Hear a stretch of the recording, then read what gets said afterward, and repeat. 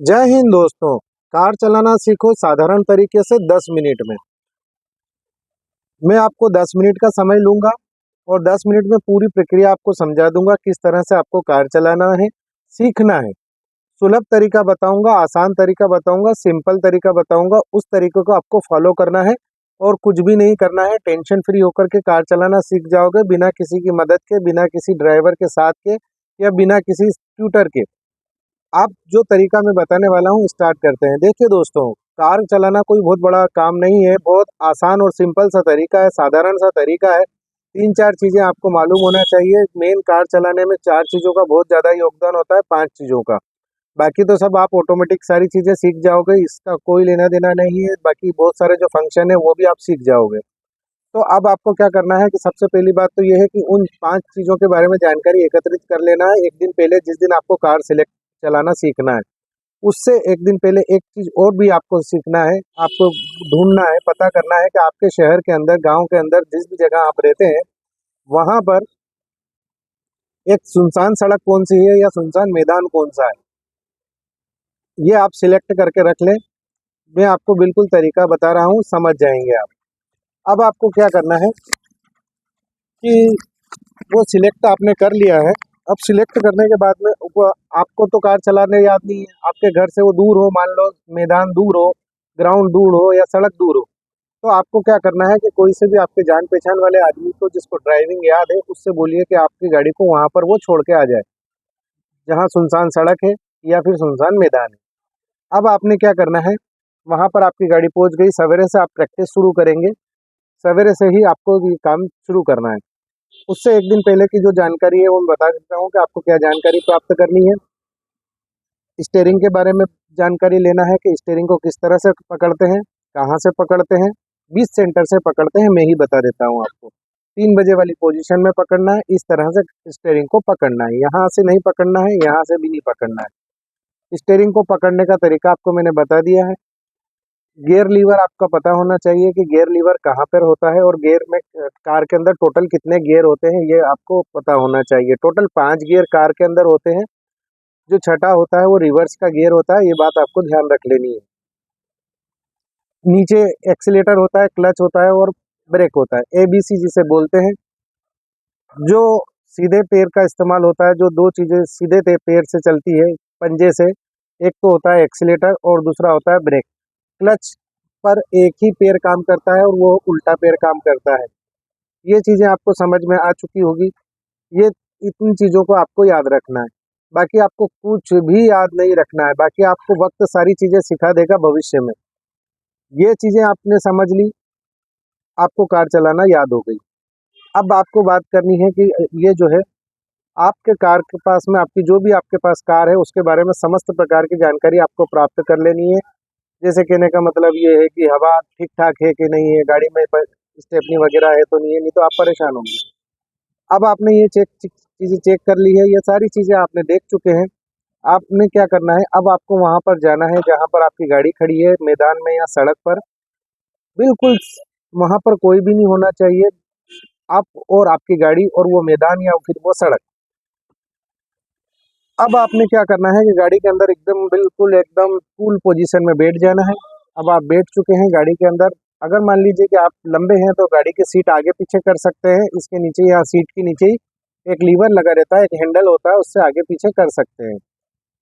Steering पकड़ने में बहुत सारी गाड़ियां स्टीयरिंग को जो है ऊपर नीचे करने के लिए एक बटन होता है, उसको अगर आपकी गाड़ी के अंदर हो तो ठीक है, नहीं तो आपके पास में वो भी कोई दिक्कत नहीं है।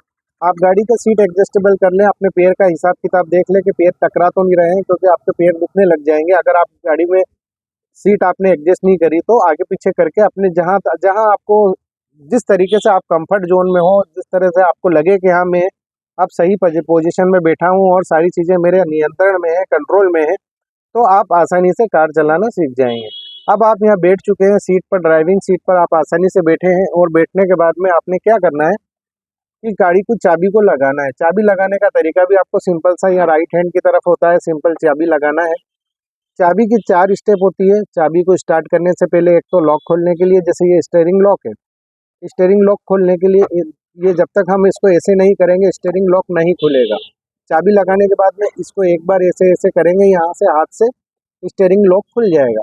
अब लॉक खुलने के बाद में एक पॉइंट तो आपका चालू हो गया, स्टीयरिंग अब आपकी फ्री हो चुकी है। दूसरी बार में जब हम दूसरा पॉइंट स्टार्ट करेंगे तो पॉइंट में क्या होगा कि ये जो है मीटर की लाइटें चलने शुरू हो जाएगी। मीटर की लाइटें सारी चालू हो जाएगी। मीटर की लाइट चालू होने के बाद में आपको पता चल जाएगा गाड़ी के अंदर पेट्रोल कितना है, ऑयल कितना है, सारी चीज़ें आपको घड़ी में घड़ी कितनी बज रही है, सारी चीज़ें बता देगा। गाड़ी गर्म होगी कि ठंडी हो रही है, ये वो सारी चीज़ें, स्पीडोमीटर के सारे निशान इसके अंदर आपको पता चल जाएंगे, दिख जाएंगे, सामने ही नज़र आएगा ये आपके डैशबोर्ड पे। ये चीज़ें आपने देख ली है। देखने के बाद में अब आपने क्या करना है कि आपकी गाड़ी का मीटर में लाइटें आ चुकी है।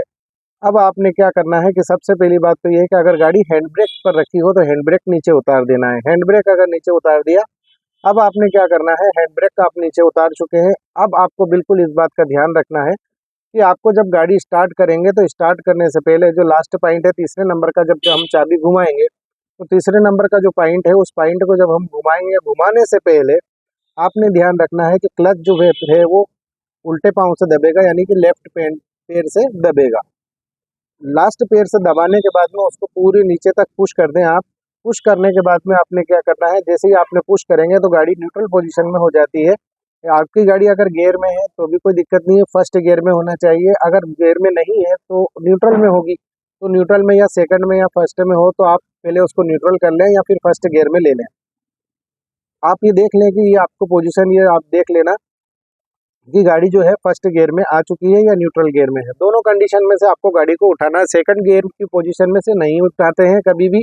तीसरे चौथे पांचवें गियर में कभी भी गाड़ी आगे नहीं बढ़ती है, गाड़ी बंद हो जाती है, क्योंकि गाड़ी के अंदर जान नहीं रहती है। वो रोटेशन में आपको बाद में बताऊंगा। अब आपने क्या करना है कि जैसे ही आपने क्लच दबा चुके हैं, क्लच दबाने के बाद में क्लच को पूरा प्रेशर से दबाना है। इतना प्रेशर भी नहीं लगाना है कि पूरी ताकत अपने शरीर की नहीं लगाना है उसके अंदर, ये बहुत स्मूथ काम होता है। तो क्लच का पेडल आप जरा से दबाएंगे तो वो पूरा नीचे चला जाएगा। नीचे चला जाने के बाद में वो टच हो जाएगा। टच होना ही बहुत ज़रूरी है। अगर टच नहीं होगा तो आपकी गाड़ी बार बार बंद होगी, इस बात का आपको ध्यान रखना है। तो आपने क्या करना है कि सब जो क्लच पूरा तरह से आप दबा चुके हैं, दबाने के बाद में आपने क्या करना है कि आपको सीधे पैर का इस्तेमाल नहीं करना है। अभी आपको मैं केवल दो ही चीज़ों का इस्तेमाल करना बता रहा हूँ। ये जो है रेस और ब्रेक का इस्तेमाल मैं बाद में बताऊंगा। ब्रेक का इस्तेमाल सेकंड स्टेप में और थर्ड स्टेप में आपको जो है रेस देना सिखाऊंगा। अब आपने क्या करना है कि क्लच दबा चुके हैं, क्लच दबाने के बाद में आपको एक्सीलेटर पर बिल्कुल भी पैर नहीं रखना है। क्लच दबा चुके हैं, क्लच दबाने के बाद में आपने क्या करना है कि सबसे पहले जो गाड़ी अगर न्यूट्रल है तो न्यूट्रल में से आपको फर्स्ट गियर में लेना है, और अगर फर्स्ट गियर में ऑलरेडी है तो आप गाड़ी अब आगे बढ़ाने की पोजीशन में आ चुके हैं। सबसे बड़ी बात यह है कि इन चीज़ों को करने में आपको थोड़ा सा समय लगेगा, लेकिन आप टेंशन फ्री होकर 2-4 मिनट में ये सारे काम हो जाएंगे। गाड़ी में एक बात ध्यान रखना, चलाने से पहले आप बिल्कुल भी टेंशन में नहीं होना है। आपको कॉन्फिडेंस लेवल हाई होना चाहिए, आत्मविश्वास आसमान पर होना चाहिए, लेकिन ओवर कॉन्फिडेंस नहीं होना चाहिए। अति आत्मविश्वास नहीं होना चाहिए। बस मन में ये विश्वास होना चाहिए कि मैं कर सकता हूँ या मैं कर सकती हूँ। बस इस बात का आपका इतना कॉन्फिडेंस होना बहुत ज़रूरी है। अब आपने क्या करना है कि अब ये जो है आप फर्स्ट गियर लगाने के लिए हमने क्या करना है कि जो है क्लच दबा चुके हैं। क्लच दबाने के बाद में फर्स्ट गियर हमें लगा दिया है। लगाने के बाद में अब आपने क्या करना है कि क्लच को किस तरह से छोड़ना है जिससे कि गाड़ी बंद न हो। सबसे बड़ी मेन समस्या गाड़ी सीखने वालों के साथ में यही होती है। यह मेन और मतलब टॉप मोस्ट समस्या है जो कि 101% सभी लोगों के साथ में होती है। लेकिन अगर आपने मेरे तरीके से, जिस तरीके को मैं बता रहा हूँ उस तरीके को आपने अगर फॉलो कर लिया तो आपके साथ में गाड़ी बंद नहीं होगी, ये मेरी गारंटी है। अब आपने क्या करना है कि क्लच को इस तरह से छोड़ना है। फर्स्ट गियर लगा चुके होंगे आप, फर्स्ट गियर क्लच दबा चुके होंगे और फर्स्ट गियर लगा लेना है। अब आपको क्लच को छोड़ना किस तरह से है, ये सबसे मेन पॉइंट वाली बात है। अगर इस पॉइंट को आपने गौर से नोट कर लिया तो आपकी गाड़ी बंद नहीं होगी और आप गाड़ी एक बार में ही सीख जाएंगे। क्लच को बहुत स्मूथ तरीके से छोड़ना है, बहुत बहुत बहुत धीमी गति से छोड़ना है। कार की इंजन की कैपेसिटी सबसे कम 799 सीसी की कार जो आती है मारुति 800, उससे भी बहुत कम वाली सीसी भी आने लगी है, जैसे कि अब अभी मुझे ना बात नहीं मालूम है, लेकिन जो है वो मारुति 800 है, 800 या अल्टो में 799 800 सीसी का इंजन आता है। तो उसमें इतनी ताकत होती है कि वो खुद अपने आप चल सकती है बिना रेस दिए। जब आपकी एक बात बताऊं, आपको स्प्लेंडर 100 सीसी की आती है, 100 सीसी जो है बिना रेस दिए चल सकती है, तो फिर ये तो कार है, और कार में जो है इतनी ताकत होती है। अब आपने ध्यान रखना है, ये आप कर चुके हैं, ये बिल्कुल सिंपल तरीका है। अब आपने कार के क्लच को स्मूथ तरीके से छोड़ना है, बिल्कुल धीरे धीरे, बाल के बराबर। जैसे बाल होता है ना हमारे सर का बाल, इस बाल की तरह से क्लच को आपको धीरे धीरे धीरे धीरे धीरे छोड़ना है। जैसे जैसे आप धीरे धीरे छोड़ते जाएंगे, कार आगे बढ़ती जाएगी, कार आगे बढ़ती जाएगी, और आपका कॉन्फिडेंस ऊपर जाता जाएगा।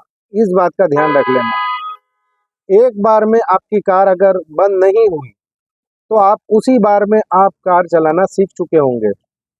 फर्स्ट गियर लगा लिया है आपने, फर्स्ट गियर को आपको कंटिन्यू थोड़ी देर तक चलाते रहना है बिना रेस दिए।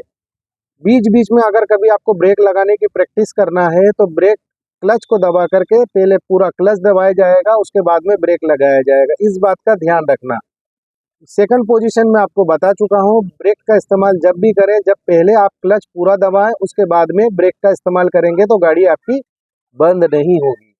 बीच में ये प्रैक्टिस करना है। उसके बाद में आप लगातार 15, 20, 25, 30 मिनट लगातार जब आपकी फर्स्ट गियर में गाड़ी चलती रहेगी, तो आपको ऑटोमेटिक लगेगा कि अब मुझे रेस देना है गाड़ी को। लेकिन रेस कब दी जाती है? जब हमको गाड़ी को कंट्रोल करना याद हो चुका होता है। तो रेस देने के लिए आपको क्या करना पड़ेगा कि फर्स्ट गियर में रेस कभी भी नहीं दी जाती है ज़्यादा। थोड़ी बहुत रेस फर्स्ट गियर में दे सकते हैं, लेकिन सेकंड गियर में रेस गाड़ी जब ही उठेगी कि जब हम रेस देंगे। तो क्लच को पूरा दबाना है, उसके बाद में सेकंड गियर में लेना है, लेने के बाद में धीरे धीरे धीरे फिर क्लच को छोड़ना है।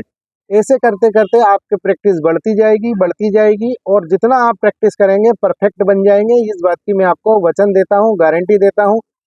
सुबह से शाम तक अगर आपने लगातार, सुबह से लेकर के शाम तक अगर आपने लगातार सुबह शाम की 6 बजे से लेकर रात की 6 बजे तक, शाम की 6 बजे तक कंटिन्यू प्रैक्टिस कर ली 5 ही गियर के अंदर, तो आपको एक अच्छा ड्राइवर बनने से कोई नहीं रोक सकता है। इस बात की मेरी गारंटी है। एक दिन में आप कार चलाना सीख जाएंगे।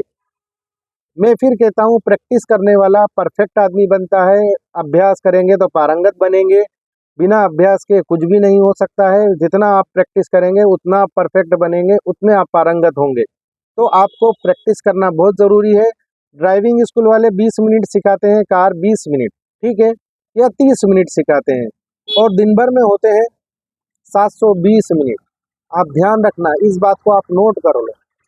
720 मिनट दिन भर में होते हैं, और 20 मिनट का आप कैलकुलेशन कर लेना कि वो कितने दिनों में, महीना भर 25 दिन लगा देंगे आपको केवल इस प्रोसीजर तक पहुंचने में। और मैं आपको जो है केवल एक ही दिन में ये प्रोसीजर निपटाने वाला हूं। करना आपको है, बताना मुझे है। जय हिंद दोस्तों।